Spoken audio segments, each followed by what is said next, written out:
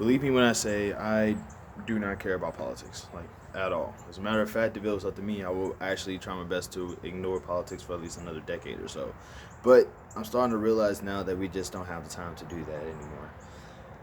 As annoying as it is, politics is actually a really, really, really big, important part of our of us, of where we are. And let me explain specifically why. All right, Donald Trump becoming president is basically just the tip of the iceberg result of people not caring about anything dealing with politics. And let me just say right now, politics is basically an essential part of our community. It really is. All right, politics is basically a organized response to the rules that are being set in a certain community. If you really think about it, it's basically all these people get together and they say, this is the rule, this is how we're going to do it, and this is how we're going to follow it, and this is what's going to happen if we don't.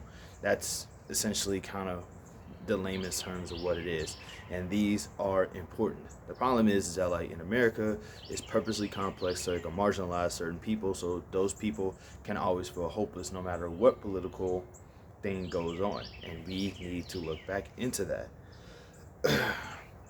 So I'm going to give y'all just basically a little small inkling of what I'm just now learning. Number one, there's two types of governments in America. There is state, which is literally government of the state, and then there's federal, which is basically the equivalent of nationwide, or there's big government, small government, whatever. They always also say stuff like sovereign states. Sovereign states is just basically states, because sovereign means independent. Okay, every state has its own person in charge of it. If you were to break off every state into its own country, the governor would literally be the president of that state. But since every state is part of America, the president is in charge of the president is in charge of things on a nationwide forum, and the governor is basically the president of the state underneath the president of the country. Every state has a Supreme Court and a legislative branch, which means that not only is there a Congress for the nation, but there's also a Congress for the state. So you would hear sometimes state legislator, which would probably be like the a congressman or a senator for the state, so to speak, if I'm not mistaken. I think that's different, but I want to say that it's not. Okay, next up is basically the Congress. Congress right now is being led by a guy named Mitch McConnell. Now, Kentucky managed to make the mistake of appointing him their lead senator yet again. So if anything bad happens right now, it won't be because Joe Biden is just a crappy president. It will be because Mitch McConnell basically said, you know what? I don't want that, and I don't want that either, and I don't want any of these things. These things are going to help out people. I don't want those things, so they're not going to get passed. That is how the Senate works. Basically, the Senate majority leader, who is at this time Mitch McConnell, has to actually be okay with sending this congressionally owned law to the president, so the president can either sign or not sign on it.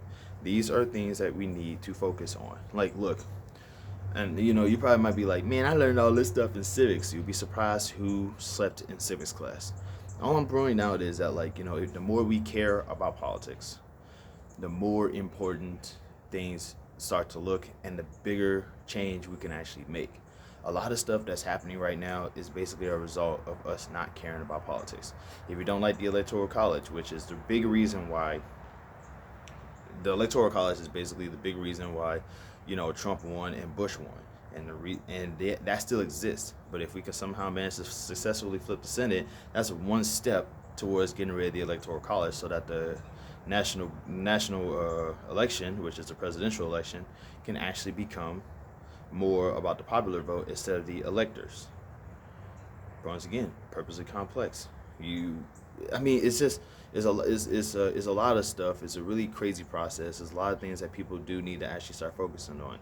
That's why I always say, go to the .gov websites, learn these things. Like every so often, read the Constitution, and then take stuff from the Constitution and put it in your own words, so that it's easier to understand. Like, the very first part of the Constitution is basically the organization of Congress. The very first part is basically the House is going to be this, the Senate is going to be this. This is the legislative branch. That's it. Now it says a lot more than that, but that's the gist of literally most of the first part. It's not, and I'm not going to say it's going to be easy, but if you have the time to learn it, please learn it. Because once again, like if another Trump happens, you want to be able to see this thing and prevent it from happening. You know what I mean?